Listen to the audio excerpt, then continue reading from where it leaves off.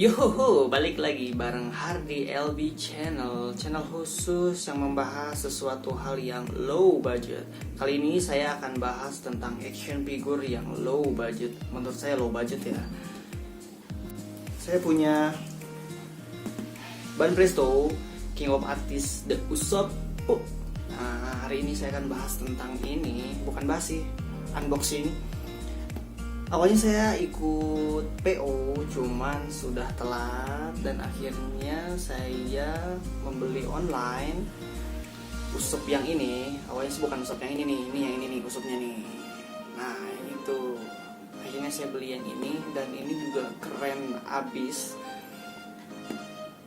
Saya beli sekitar Rp250.000 ya, cocok lah untuk kantong-kantong pelajar lah. Dan oke, hari ini langsung unboxing dan kita perlihatkan action figure-nya.